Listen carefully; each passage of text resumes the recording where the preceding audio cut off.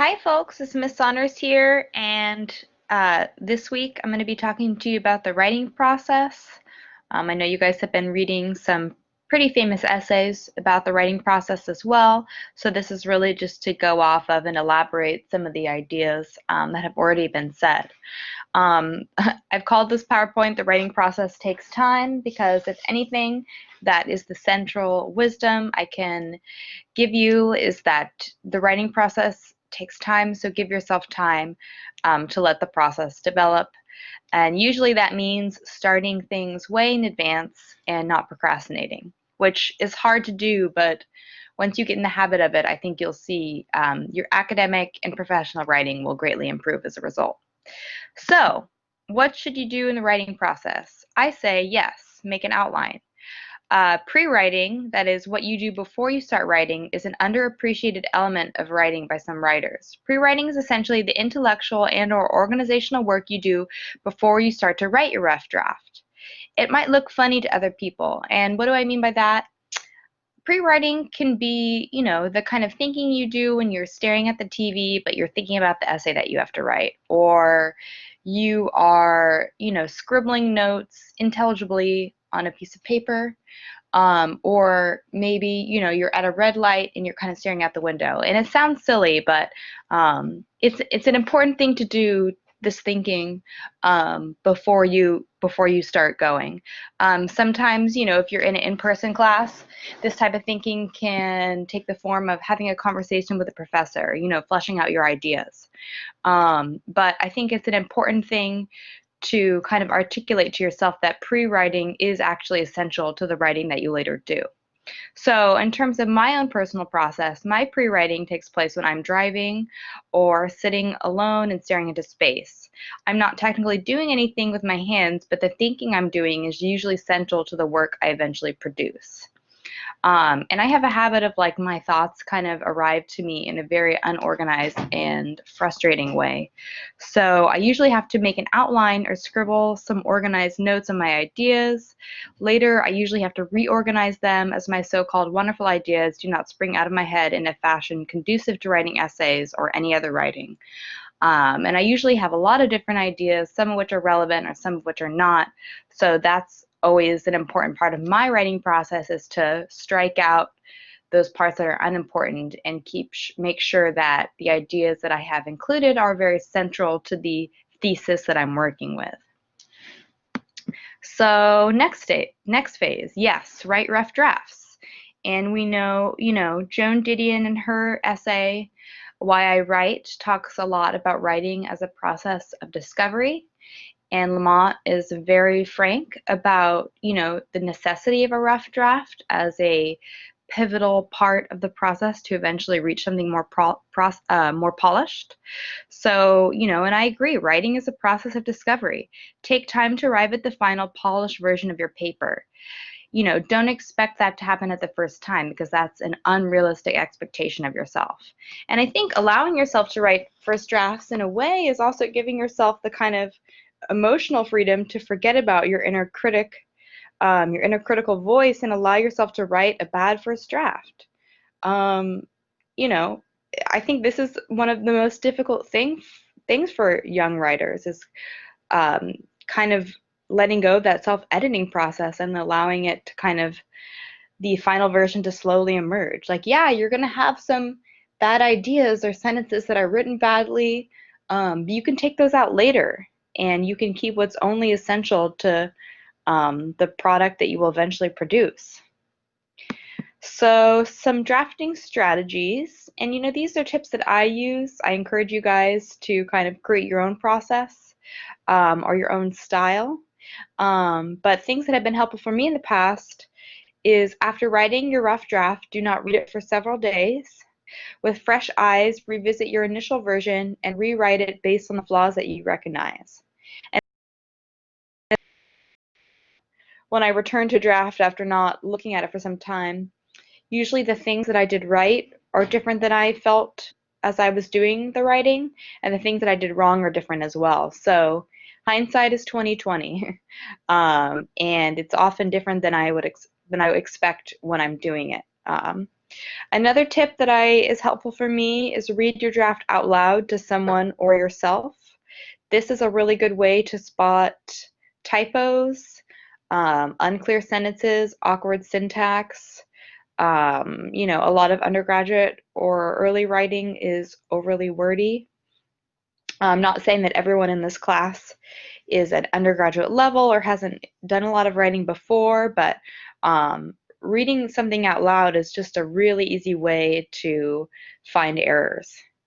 Another drafting strategy that I've tried in the past that has been successful is write an original draft and without looking at it, try to rewrite it from memory.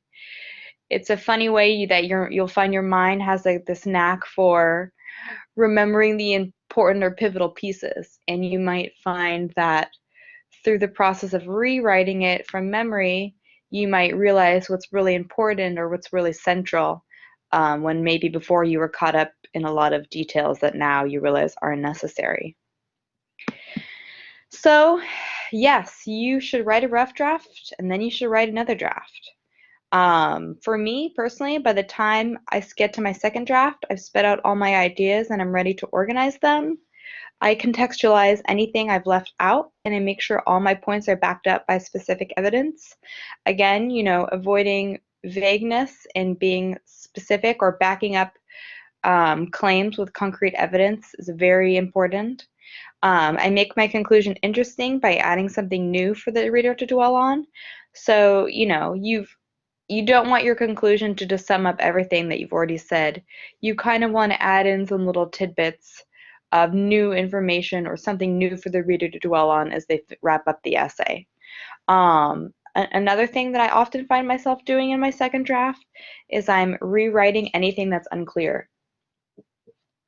And unclear writing is, I say it's another like central problem with inexperienced writers, or writers who are not as familiar with, writing, or perhaps their skills are um, in other areas of academic work.